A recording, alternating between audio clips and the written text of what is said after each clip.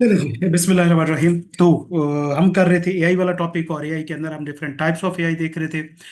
जिसमें हमने टाइम देखी थी एनालिटिकल एआई। एनालिटिकल एआई का क्या काम होता है, ये अपने हिस्टोरिकल डाटा को कंपेयर करती हैं और रिजल्ट निकाल के देती है, जिस तरह की हमारी फाइनेंशियल स्टेटमेंट की परफॉर्मेंस, असेसमेंट, हमारा ट्रैक रिकॉर्ड, कस्टमर का रिव्यू, इन सारी चीज़ों का हमें ना रिकॉर्ड बना के देते थे। उसके बाद दूसरी हमने एआई पढ़ी थी प्रेडिक्टिव एआई। इसका काम क्या होता है कि ये अपने पास्ट रिकॉर्ड को एनालाइज करके प्रिडिक्शन करती है, फ्यूचर के बारे में प्रिडिक्ट करती है, मुख्तलिफ तरह के फार्मूलाज यूज करके, इक्वेशंस यूज करके हमें फ्यूचर के बारे में बताती है। जिस तरह हमने कहा कि हमारी ये वेदर फोरकास्ट है, इस तरह की जो चीजें जो हमें फ्यूचर के बारे में बताती है। तीसरी हमने कहा था जनरेटिव एआई, जो नॉर्मली हम आजकल ज्यादा यूज कर रहे हैं, जो चीजें हमें नजर आ रही हैं वो सारी जनरेटिव एआई है। और जनरेटिव एआई के अंदर ही मजीद हम आगे चीजें पढ़ेंगे कि अच्छा, उसके अंदर टेक्नोलॉजीज के अंदर मजीद टेक्नोलॉजीज हैं। जिस तरह कल हमने जेमिनी का देखा था कि एक वो जीपीटी है, जनरेटिव एआई है, लेकिन उसके अंदर मुख्तलिफ मॉडल मौजूद थे। डीप से उसका था, सर्च का था, डीप सर्च का था, फास्ट था, इमेजिन इमेज क्रिएट करना वगैरह वगैरह। तो जनरेटिव एआई का काम होता है कि अपने डाटा को एनालाइज करती है और उसकी बेस के ऊपर जो चीज उससे डिमांड की जाती है, नई नई चीजें जनरेट करके देती है, नई थॉट्स जनरेट करती है। देखिए, अब ये समझना होगा कि हमारे दिमाग के अंदर काम होता कैसे है। हमारे दिमाग के अंदर न्यूरॉन्स होते हैं, जिनके अंदर हमारी सारी मेमोरी होती है, जिनके अंदर हमारा सारा सर्च हो रहा होता है, काम हो रहा होता है। जैसे ही हम कोई नया नॉलेज लेते हैं, नया आइडिया सोचते हैं, नई चीजें सोचते हैं, तो हमारे माइंड में नए न्यूरॉन्स बनते हैं। मतलब नया एक न्यूरॉन बनता है उसकी टेक्नोलॉजी का। अच्छा, आपके साथ कभी ऐसा हुआ है कि आप ऐसे बैठे हो नॉर्मली और आपको पता चले कि आपको बाबा ने यामी ने आवाज दी है, ऐसे आवाज सी आई हो, या यकदम कोई ऐसे थॉट सी गुजरी हो जहन में से, सोए हुए आपको इस तरह लगा हो कि कोई पास्ट की चीज आपके सामने आई हो। अच्छा, चल मैं आपको बताता हूँ ये होता कैसे है। तो आपको तो होना चाहिए, इस एज में तो शुरू हो जाता है। देखें, जब आप बूढ़े होते हैं ना, तो नॉर्मली एक चीज कहा जाता है कि आदमी के फौत होने से पहले उसका सारा पास्ट उसके सामने जो है ना, एक बार उसकी आंखों के सामने गुजरता है। पता है होता कैसे है? आप में से अगर किसी ने ये चीज फेल की हो कि ऐसे बैठे हुए उसे लगता है कि जैसे अम्मी ने आवाज दी है, या भाई ने आवाज दी है, या अबू ने आवाज दी है, किसी ने बुलाया है, या बाहर कोई बात हुई है, मतलब कोई ना कोई उस तरह की चीज हमें, जो हमने पास्ट में एक्सपीरियंस की होती है, वो एकदम हमें सुनाई देती है और बड़ी क्लियर सुनाई देती है, और हम देखते भी हैं, सोचते भी हैं कि ये हमारे साथ क्या चल रहा है। होता क्या है, ये जो हमारे न्यूरॉन्स होते हैं, इनके अंदर हमारी मेमोरीज होती है। जैसे ही कोई न्यूरॉन टूटता है या अपने सिस्टम से अलहदा होता है, तो वो फटता है एक किस्म का, और उसके अंदर जो मेमोरी होती है वो हमें सुनाई देती है।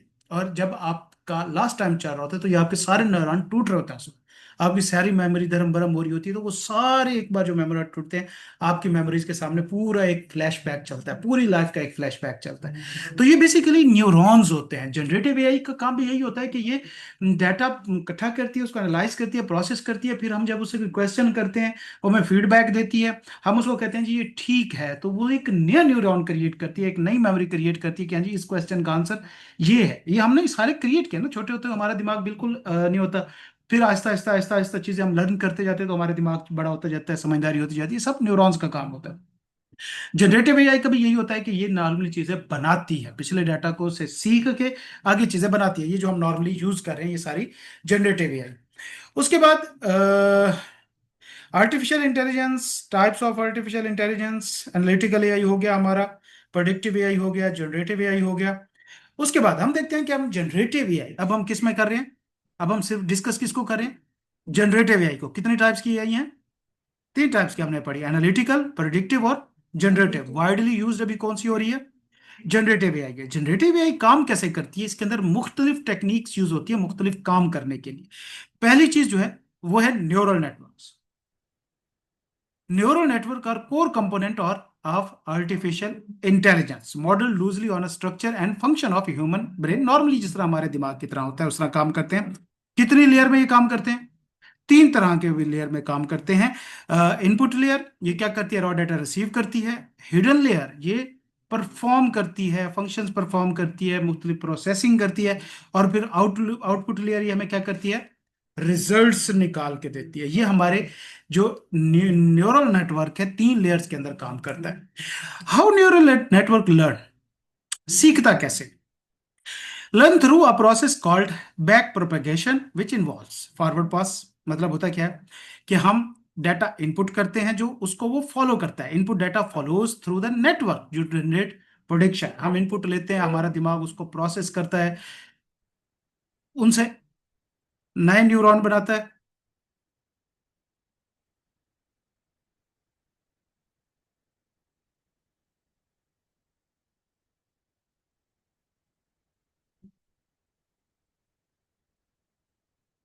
अच्छा जी, फॉरवर्ड पास ये क्या करता है?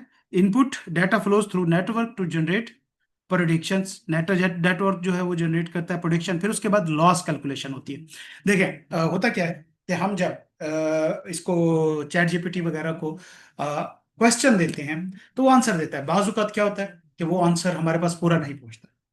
कभी ऐसा हुआ है आपने किया हो, आपको कंप्लीट ना, कभी आपने इतना काम किया ही नहीं है, करेंगे तो आपको पता होगा। हम उससे बाजुकात क्वेश्चन पूछते हैं तो वो बाजुकात अभी, अच्छा अभी जितना नहीं होता, पहले बहुत ज्यादा होता था जब शुरू शुरू में चैट जीपीटी आई थी ना। हम उससे कोई आंसर पूछते थे और वो आंसर अगर 1.5 पेज का होता, 3 पेज का होता, तो वो आधे पे ही रुक जाता था।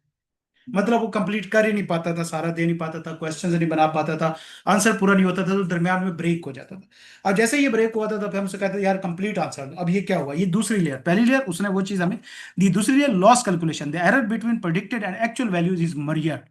फिर इसको मैयर करता है, उसके जो मैकेनिज्म है वो मैयर करते हैं कि यार हमसे कितना डिमांड किया गया था, मैं कितना दे सका हूँ, कितना बीच में रुक गया। और फिर उसकी बेस पे क्या करता है, वो अपने नेटवर्क के अंदर चीजों को रीसेट करता है। The network adjust is internal weights to minimize the loss using algorithm like gradient descents वगैरह।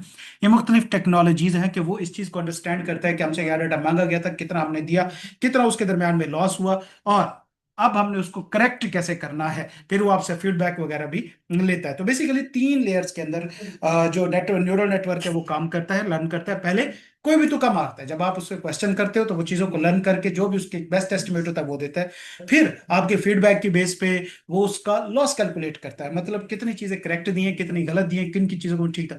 उस हिसाब से फिर वो अपने अंदर पूरा डाटा जो है उसको एडजस्ट करता है, सेट करता है, और फिर आपको ये प्रोसेस बार बार वो दोहराता है अनटिल के वो लर्न कर लेता है कि जनाब इस स्पेसिफिक क्वेश्चन का आंसर ये स्पेसिफिक वाला मौजूद है। तो ये इस तरीके से ये लर्न करता है। एप्लीकेशन ऑफ न्यूरल नेटवर्क कहाँ कहाँ पे नॉर्मली काम होता है? Neural network power a wide range of modern AI application including image and speech recognition.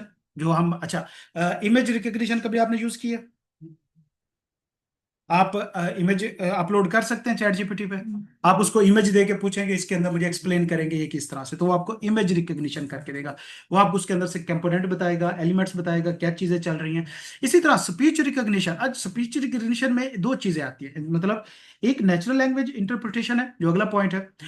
Recognition से मेरा दो चीजें, एक तो ये होता है कि देखें जो हम बात कर रहे हैं ये हमारी नेचुरल लैंग्वेज है, ह्यूमन लैंग्वेज है, और जिसमें कंप्यूटर को काम करना है वो कंप्यूटर की लैंग्वेज है। इन दोनों के दरमियान में गैप है। अब एआई कंप्यूटर की लैंग्वेज पे काम करती है, तो टेक्नोलॉजीज बीच में यूज होती हैं जो क्या करती हैं, हमारी स्पीच को इंटरप्रेट करके किसको देती हैं, कंप्यूटर की लैंग्वेज के अंदर। अच्छा, अब इंटरप्रेट किस तरीके से करती है मैं आपको बताता हूँ। ऐसा नहीं होता कि हमने बोला और उसको वो पूरा सेंटेंस समझ आ जाए कंप्यूटर को। वो क्या करती है, वो इसको ब्रेक करती है, एक एक वर्ड के अंदर ब्रेक करती है, फिर उन वर्ड को एनालाइज करती है। मतलब कैसे एनालाइज करेगी कि एक वर्ड से आगे वर्ड कौन सा है, पीछे वर्ड कौन सा है, मतलब उसको एनालाइज करेगी। फिर उनकी टोन एनालाइज करती है कि ये अग्रेसिव यहां पे यूज हो रहा है। सेंटिमेंट एनालिसिस जो आपको याद हो शायद हमने पढ़ा था, सेंटिमेंट एनालिसिस करती है, अल्फाज को रिकॉग्नाइज करती है, और फिर ये उसको कन्वर्ट करती है कंप्यूटर की लैंग्वेज के अंदर, और फिर एआई को देती है। ये उसको प्रोसेस करके हमें हमारे हिसाब से आंसर प्रोवाइड कर देता है। देखिए, हम कहते हैं डू द नीडफुल, ये एक लाइन है। ये क्या करेगा, इसको ब्रेक करेगा, डू द नीडफुल, इसको ब्रेक करेगा। अब इसके अंदर वो बहुत सारे एनालिसिस करेगा, डू का मतलब क्या है, लेकिन अब वो देखिएगा डू के आगे क्या है, डू के पीछे क्या है। से कि हमने लिखा काइंडली डू द नीडफुल, अब उसका एनालिसिस क्या होगा, ये स्टेटमेंट पॉजिटिव है नेगेटिव है, पॉजिटिव है। सेंटीमेंट क्या ऑर्डरली है या रिक्वेस्टिंग है, रिक्वेस्टिंग है। देखो आप अगर ए यूज करेंगे तो वो जो आपको लिख के देता है चीज, वो एक स्पेसिफिक टोन के अंदर होती है। उसका आंसर क्या, डायरेक्ट आंसर देना है, इनडायरेक्ट आंसर देना है, उसकी टोन क्या होगी, रिक्वेस्ट है। आप एप्लीकेशन लिखवाएंगे तो आप देखेंगे कि वो सारी क्या होगी, एक रिक्वेस्टिंग टोन के अंदर चीज लिखी होगी, उस तरह के अल्फाज यूज करेगा। आप एक नोटिस लिखवाएंगे तो वो ऑर्डर वाले टोन में लिखेगा। तो ये उसको प्रोसेस करता है। प्रोसेसिंग का मतलब ये होता है, स्पीच प्रोसेसिंग का मतलब किस अल्फाज को तोड़ना, ब्रेक करना, इंग्लिश को समझना, फिर उनकी टोन को समझना, उनके पॉजिटिव नेगेटिव एस्पेक्ट को समझना, और फिर इन सारी चीजों का कंबाइन एनालिसिस करके एक फीडबैक प्रिपेयर करना या आंसर प्रोवाइड करना। Financial fraud detection, medical diagnosis diagnosis और ऑटोनोमस व्हीकल वगैरह आती है। टाइप्स ऑफ न्यूरल नेटवर्क, कितने तरह के न्यूरल नेटवर्क हैं, चार। Feed forwarded neural network, data moves in one direction from input to output. इसके अंदर कोई और काम नहीं होता, आप उसे इनपुट देते हैं और बदले में वो आपको आउटपुट देता है। कन्वेंशनल न्यूरल नेटवर्क ये इमेजेस जनरेट करता है। आप उसको डाटा किस फॉर्म में देते हैं, टेक्स्ट के फॉर्म में या किसी और फॉर्म में, ये आपको इमेज इमेज जनरेट करके देता है। स्पेटियल डाटा एनालिसिस, अच्छा छोड़ दें। Recruit recurrent recurrent neural network design for sequential data like time series और लैंग्वेज। अच्छा, अब मैं आपको एक बड़ी चीज बताऊं। आप में से किसी ने यूट्यूब ऑटोमेशन पे काम किया हुआ है? मतलब एआई को यूज करते हुए कि आप क्या कहते हैं, टेक्स्ट भी एआई से बनवाएं, स्टोरी भी लें, फिर उसकी ऑडियो भी एआई से आप कन्वर्ट करें, हाँ, फिर उससे इमेजेस भी एआई से बनवाएं, वीडियोस भी एआई से बनवाएं, और फिर जो है आप उसको क्या कहते हैं, उसकी एडिट करें और एक वीडियो की शेप में यूट्यूब पे अपलोड कर दें। अच्छा, इसके अंदर अगर आप कभी ट्राई करें, बल्कि मैं आपको कहता हूं कि आप ट्राई करें, आप यूट्यूब को बोलें कि मुझे एक स्टोरी लिख के दें बच्चों की मोटिवेशन के ऊपर, आपको एक स्टोरी देगा। स्टोरी लेने के बाद आपने उसे कहना है कि अब मैंने इससे एक तो ऑडियो बनवानी है स्टोरी की, मुझे स्क्रिप्ट दे। वो आपको स्क्रिप्ट देगा, और फिर उसे कहिए कि मैंने इमेजेस जनरेट करने हैं, मुझे प्रॉम्प्ट दे। तो आपको बता देगा कि इस वीडियो के अंदर एक इमेज अगर 4 सेकंड, 3 सेकंड, 5 सेकंड चलता है, तो ये 2.5 मिनट की है, 3 मिनट की स्टोरी, तो इसमें अंदर 20, 25, 30 इमेजेस लगने हैं आपके। तो फिर उसने सीन बाय सीन आपको प्रॉम्प्ट बना के देनी। अच्छा, अब आप एक काम करें, नॉर्मल फ्री वर्जन, जाहिर बात है आप यही कर सकते हैं, गरीब इंसान है, पेड़ तो होगा नहीं आपके पास। फ्री वर्जन में आप यही जेमिनी यूज कर लीजिएगा, या चैट जीपीटी भी बनाती है इमेजेस, या और कौन सा है, जेमिनी को प्राइमली यूज कीजिएगा। आप उसे इमेज बनवाइएगा, तो आप देखेंगे कि जो करेक्टर होगा ना उसके अंदर, मेन करेक्टर से, कि अगर कोई वो बिल्ली कुत्ते की बनाता है, बिल्ली होगी, तो हर इमेज के अंदर डिफरेंट बिल्ली होगी। समझ आई? बिल्ली हर इमेज के अंदर क्या होगी, डिफरेंट होगी। तीसरी के अंदर बिल्ली डिफरेंट हो जाएगी, चौथे के अंदर डिफरेंट हो जाएगी, मतलब करेक्टर सेम नहीं रह रहा इसके अंदर। लेकिन आपको क्या चाहिए, स्टोरी एक है, तो एक करेक्टर ही चाहिए आपको। तो लिहाजा पहले ये टेक्नोलॉजी नहीं थी पुराने टाइम पे, या जब शुरू शुरू में चैट जीपीटी आई थी। अगर आप यूट्यूब पे एनिमेटेड मूवीज उठा के देखें जो एक की बनाई हुई हैं पुरानी, तो उसके अंदर आपको हर इमेज के अंदर या हर नई स्लॉट के अंदर जो करेक्टर है उसका इमेज डिफरेंट नजर आएगा, फर्क होगा करेक्टर का, चाहे आप जितना भी उसे टेक्स्ट की फॉर्म में दे दें। अब जो रिसेंट टेक्नोलॉजीज आ रही हैं उसमें ये होता है कि हम शुरू में पहले ही उसको प्रॉम्प्ट देते हैं कि हमें एक करेक्टर बना के दो, ताकि हम एक करेक्टर सिलेक्ट करें। आप उसके इमेजेस जनरेट करते हैं, और उनमें से एक करेक्टर सिलेक्ट करते हैं कि जो मेरा करेक्टर है मिस्टर ABCD, उसका इमेज या तस्वीर ये यूज करनी। उसके बाद आप उसे दे देते हैं, और उसे कहते हैं कि आगे मेरी जितनी भी आपने इमेजेस बनानी है, आपने करेक्टर ये ही वाला रखना है। आगे वो 50 इमेज भी बनाएगा तो, लेकिन वो पिछली इमेज के साथ वो लिंक होगा, स्टेप बाय स्टेप चल रहा होगा। ऐसा है ना? ये चीज कहलाती है टाइम सीरीज। समझ आई? जिसके अंदर सीक्वेंस के अंदर काम हो रहा होता है। चले, आपको एक जेमिनी का मैं काम देता हूं, आप जेमिनी के ऊपर काम शुरू करें, इसको अपने नोट्स दें, इसे कहें मुझे पास्ट पेपर दो या तो करो, इसके अंदर डिस्कशन करते रहे करते रहे। ये तकरीबन 5-7 चैट्स तक तो बड़ा उसी को लेके चलेगा। फर्स्ट टाइम शुरू में ही आप जो काम करेंगे ना, वो उसे शुरू में आप उसे एक PDF का नोट दे दें, और फिर उसे कहें कि मुझे इसमें से ये चीजें बना के दे दो, बनाते जाएगा, 7वें 8वें प्रॉम्प्ट भी आके वो बिल्कुल डिफरेंट हो जाए। मतलब अब वो चीज जे दे रहा होगा ना, उसका उस डॉक्यूमेंट के साथ इतना ज्यादा कोई लिंक नहीं होगा, मतलब उसने उसके साथ लिंक ब्रेक कर दिया। हालांकि हमें सारी चीज जो कम्युनिकेशन है उसी एक डॉक्यूमेंट के अंदर करनी है। तो इसके लिए फिर अब जो रिसेंट टेक्नोलॉजीज हैं वो टाइम सीरीज होती है, वो ये वाली होती है, रिकरेंट न्यूरल नेटवर्क्स, जिसके साथ हम डिस्कशन कर रहे होते हैं कि एक टॉपिक देते हैं और उसी टॉपिक पे स्टिक रहता है। इसकी मैंने बेहतर एग्जांपल आपको वो इमेजेस वाली दी है, कि मैंने जितनी भी आपसे वीडियोस क्रिएट करूं उसके अंदर जो करेक्टर हो मेरा, वो क्या रहना चाहिए, सेम रहना चाहिए। उस तरह deep neural network, network with many hidden layer, the foundation of deep learning, जिससे हमने कल रिसर्च की थी। इसके अंदर वो डीप लर्निंग करता है, बहुत ज्यादा इंसाइट अंदर की करता है, नई नई चीजें, regression, correlation, equations, logics use करता है और नई चीजें बनाता है। इसको डीप लर्निंग कहा जाता है। अच्छा, एप्लीकेशन ऑफ न्यूरल नेटवर्क, पहली चीज, अच्छा ये हम पढ़ के रहे थे, ये ध्यान में रखना, क्या पढ़ रहे थे हम, कि ये जो जनरेटिव एआई है ये काम कैसे करती है। समझ आई? जनरेटेड एआई एल्गोरिदम, उसके अंदर किस तरह के एल्गोरिदम यूज होते हैं जो मुख्तलिफ काम कर रहे होते हैं। एक एल्गोरिदम देखा हमने, कौन सा होता है, न्यूरल नेटवर्क होता है, जो चीजों को लर्न करता है, उनको प्रोसेस करता है, और उसके बदले में हमें 3-4 चीजें दे देता है। दूसरा एल्गोरिदम क्या होता है, जनरेटिव एडवर्सरियल नेटवर्क, गैन जिसे कहते हैं, ये एक और नेटवर्क है, ये उससे थोड़ा सा एडवांस लेवल है, जो पिछला हमने पढ़ा न्यूरल नेटवर्क से। ये क्या करता है, machine learning framework introduced by blah blah blah, GANs consist of two टू न्यूरल नेटवर्क। पिछले में कितना था, एक ही न्यूरल नेटवर्क, इसमें कितने होते हैं, दो होते हैं। समझ आ गई बात? पहले में ये था कि वो इनपुट जनरेट कर रहा है और आउटपुट उसे आप दे रहे हो। फर्क समझे दोनों में। पहले में क्या है, इनपुट आप देते हो, वो आउटपुट देता है, उसके ऊपर फीडबैक भी है, उसे आप प्रोवाइड करते हो, वो खुद उसका फीडबैक उसको समझ नहीं आता। उसकी एडवांस टेक्नोलॉजी ये है कि आउटपुट भी वो दे रहा है और फीडबैक भी वो खुद ले रहा है उससे। समझ आ गया? फीडबैक भी खुद को वो खुद दे रहा है ताकि वो ऑटोमेटिकली चीजें रिफाइन करता जाए। तो वो जो दो चीजें होती हैं फीडबैक वाली, एक जनरेटर कहलाता है और एक डिस्क्रिमिनेटर कहलाता है। उसमें एक ही न्यूरल नेटवर्क था, उसका काम क्या था कि जो आपने इनपुट दिया उसकी वो आउटपुट निकाल के दे।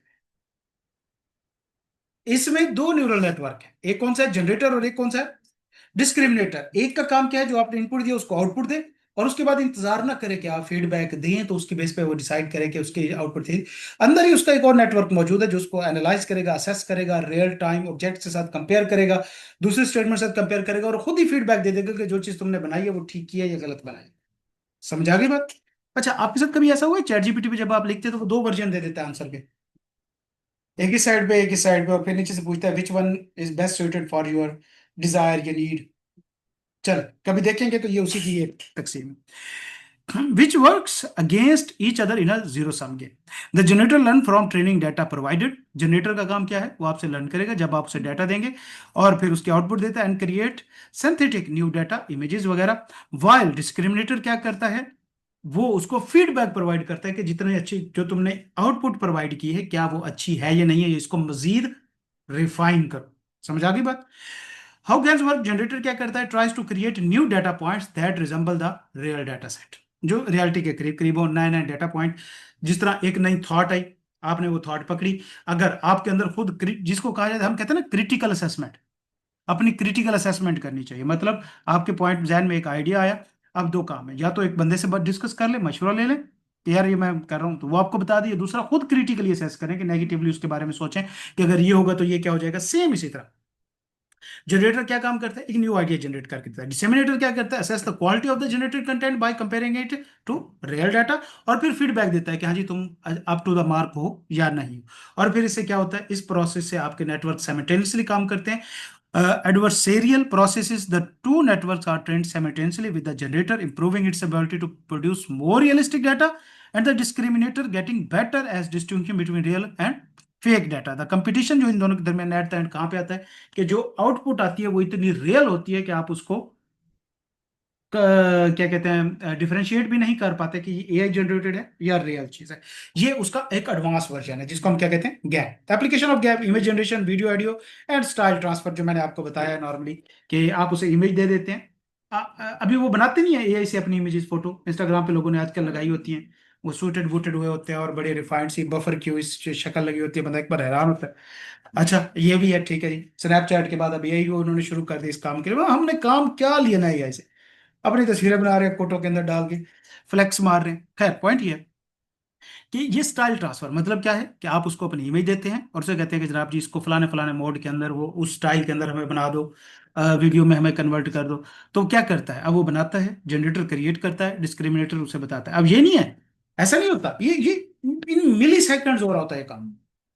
ऐसा नहीं होगा कि आपके सामने एक इमेज आएगी, थोड़ी देर बाद एक इधर से डिस्क्रिमिनेटर चपेट मारेगा उसे, इमेज गायब हो जाएगी, फिर एक नई इमेज आएगी ना। इनसाइड इमेज बिल्ट हो रही होती है, अंदर एक मिली सेकंड में हो रहा है, वो बना रहा होता है, वो उसको फीडबैक दे रहा होता है, करते करते करते फिर एट द एंड एक जगह पे आके डिस्क्रिमिनेटर उसको क्या करता है, ओके करता है, तो आपके सामने वो वीडियो आती है कि हाँ भाई फिलहाल मेरे पास जितना नॉलेज था उस हिसाब से ये चीज रियल लग रही है। जब तक उसको वो रियल नहीं लगेगी तब तक वो आपके सामने आएगी ही नहीं। समझ आ गई बात? तो दोनों एट अ टाइम काम कर रहे होते हैं। तीसरा जो है एल्गोरिथम, वो क्या है, variational auto encoders. VAEs are a type of generative model that use deep learning techniques to learn the probability distribution of data and then generate new data points. Unlike GAP, which rely on two networks working in opposition, we use a single network that learn in compressed data into latent space and then reconstruct it. When क्या करता है, ये single neural network use करता है। पहली चीज, इसका learn करने का तरीका कार है, नीचे देखते हैं। सबसे पहले इसके पास एनकोडर होता है। इनकोडर क्या करता है, the encoder takes the input data, एक इमेज दिया आपने या आपने कोई टेक्स्ट दिया, and compress into lower dimensional latent space. Essentially learning a hidden representation of the data, मतलब ये क्या करता है, उस डाटा को कंप्रेस करके छोटी सी क्वांटिटी के अंदर ले आता है, ताकि जब प्रोसेसिंग कर रहे हो उसको तो उसके ऊपर ज्यादा पावर भी अप्लाई ना हो और स्पेस भी अप्लाई ना हो, और आप उसके छोटे छोटे हिडन हिडन एलिमेंट जो है उनको भी असेस कर पाए। और फिर डिकोडर क्या करता है, the decoder takes the compressed latent reconstruction representation and reconstruct it back into a full data point, completed by sampling from the latent space. The decoder can generate new instances that resemble the original data set. अब ये practically कैसे हो रहा होता है ये तो IT वाले बेहतर जानते हैं, लेकिन बहरहाल ये उनसे एक एडवांस टेक्नोलॉजी है। ये क्या करती है, जब आप उसे इनपुट देते हैं उसको कंप्रेस करती है लेटेंट स्पेस के अंदर, और फिर वहां पे उसको एनालाइज करके दोबारा से रिकंस्ट्रक्ट करती है जो इमेज आपने उससे मांगा होता है। एप्लीकेशन ये भी audio video data imputation, VAEs can use to fill in missing data in complete data set, मतलब आपके पास एक टेबल है उसके अंदर 3-4 वैल्यूज मिसिंग है, तो उसे कहते हैं कि आप ये मुझे फिल करके दे, तो ये हमें होता नहीं है, ये बाज का स्पेसिस आई होती यार, ये एनालिटिकल रीजनिंग टेस्ट के अंदर वो 4-5 इमेज देता है और अगली छठी इमेज जो है वो आपसे प्रेडिक्ट करने का कहता है। तो सेम ये काम वो करते हैं कि ये आप कैलकुलेशन करते हैं, परफॉर्म करते हैं और प्रोडिक्ट करते हैं कि anomaly detection, since VAEs learn the normal distribution of data, they can detect anomalies by identifying data points that do not fit within the latent space learned pattern। anomalies वगैरह को भी ये डिटेक्ट करता है, क्योंकि ये नॉर्मल तरीके से काम कर रहे होते हैं, तो अगर कहीं पे डाटा मिस है या ट्रांजेक्शन abnormal हो रही है तो इसको आइडेंटिफाई कर लेते हैं। चौथा एल्गोरिदम ट्रांसफॉर्मर मॉडल्स, ये क्या करता है, ये अच्छा ये टिपिकली वो मॉडल है जो हम अभी यूज करते हैं नॉर्मल के अंदर। Transformer model type of deep learning architecture specifically design for sequential data and have revolutionized natural language processing. ये चौथा एल्गोरिदम है जो इन्हीं के अंदर काम कर रहा होता है, ठीक है। NLP, they are used in the generative AI for creating text, language translation, summarization and other language related task. Transformer models do not rely on traditional sequence model like RNNs and instead use self-attention mechanism to capture dependencies in data. How transformers work? ये एल्गोरिदम कैसे काम करता है? Self attention mechanism, transformer model use self attention to weigh the importance of each word in sentence relative to other. जब मैंने कहा do the needful, तो उस डू को एनालाइज करेगा और उसका वेट एनालाइज करेगा कि पीछे काइंडली लगा है, प्लीज लगा है, क्या लगा है। समझ आ गया? This allows the model to consider the entire input sequence at once, improving the model's ability to handle long range dependencies. Encoder decoder architecture इसके अंदर transformer models typically consist of an encoder and decoder architecture. Encoder क्या करता है, input sequence, while decoder generate new content, the next word in a sequence. Application text generation, ये जो हम सारा कर रहे होते हैं। लैंग्वेज ट्रांसलेशन, हम लैंग्वेज भी ट्रांस करते हैं, लेकिन transformers power translation systems like Google translate by learning convert text from one language to another. अच्छा, इस लाइन को पढ़ के क्या लग रहा है कि ट्रांसफॉर्मर गूगल ट्रांसलेट को यूज करके डाटा टेक्स्ट यूज करता है, या बल्कि यहां पे ये बता रहा है कि जो गूगल ट्रांसलेट है एक्चुअली वो इस एआई को यूज करते हुए ट्रांसलेट करता है आपके टेक्स्ट को। Summarization, transformer model can generate concise summary of long documents, improving efficiency of content consumption. तो ये ट्रांसफॉर्म समराइज भी कर सकता होता है। उसके बाद पांचवा, recurrent neural network and long and short term. अच्छा, recurring neural network and their variant LTSM, LSTMs, long short term memory are neural network designed for sequential data processing। ये हम सारे पढ़ के रहे थे, एल्गोरिदम पढ़ रहे थे, और पहला हमने कौन सा एल्गोरिदम पढ़ा था, न्यूरल नेट। अच्छा, न्यूरल नेटवर्क के अंदर दो चीजें होती है, एक होता है रिकरेंट न्यूरल नेटवर्क और दूसरा होता है long short term memory. Recurrent neural network ये वो नेटवर्क होता है जो करंट डाटा के ऊपर काम करता है, मतलब इसका किसी किस्म की टाइम सीरीज या सीक्वेंस के साथ लेना नहीं, तो इसके पास मेमोरी नहीं होती। थोड़ी देर आप उस पर काम करेंगे, ये भूल जाएगा पीछे कौन सा काम हो रहा था, ये बस आगे से आगे बढ़ता जाएगा। लेकिन अगर आप चाहते हैं कि जो मैंने इसको इमेज दिया था और सारी इमेजेस के अंदर वो करेक्टर सेम रहे, तो फिर जो टेक्नोलॉजी यूज होती है वो कौन सी होती है, long short term memory use होती है। RNNs and their variant are neural network designed for sequential data processing. They are capable of maintaining information about previous input to generate coherent sequences over time. जब जब भी आप उसे generate करेंगे कोई भी इनपुट, तो उसको वो लिंक करेगा पिछली के साथ, मतलब एक सीक्वेंस के अंदर बात कर रहा होगा, उसे वो पिछली मेमोरी सारी याद होगी कि वो क्या कर। RNNs are commonly used in generative tasks involving time series data, speech synthesis and music composition. आप उसका स्पीच सिंथेसिस कर रहे हैं, टाइम सीरीज डाटा जनरेट कर रहे हैं, इमेजेस जनरेट कर रहे हैं जो कि लिंक है एक दूसरे के साथ, उसके अंदर यूज करते हैं. How RNNs LTMs work? Sequential data processing. RNNs are designed to handle sequential data where the order of data points matter, such as time series data or speech. They take one input at a time, updating their internal memory based on both the current input and previous hidden state. पिछले data के साथ अगले data को मिला के ये रखता है, एंड पॉइंट आपस में मिलाता रहता है. LSTMs are special type of RNN designed to address the limitation of traditional RNN, can retain information over long sequence, making them suitable for generating coherent long form text or music. कि आपको पूरी पूरी books भी ये लिख के दे सकते हैं. जिसका कल हमने डीप सर्च की थी तो उसके अंदर पूरी बुक्स बनाई थी. आप नॉर्मल अगर चैट जीपीटी के साथ बात कर रहे होंगे तो वो एक शॉर्ट टर्म की बात करता है और उसे कहीं सही कीपिंग अबव इन माइंड फलानी फलानी लाइन, तो मे भी हो सकता है कि उसके साथ लिंक भी ना कर पाएगी पिछले चैट में उसने क्या किया है. लेकिन ये जो LSTMS होते हैं ये सारों को लिंक रखते हैं एक ही सीरीज के अंदर. काम क्या होता है इनसे, क्या क्या काम लेते हैं? Speech and music generation, text generation, summary of application of generative AI algorithms. Image generation में नॉर्मली गैन्स वीएस यूज होते हैं. टेक्स्ट जनरेशन में ट्रांसफॉर्मर मॉडल, आरएनएस, एलएमएस.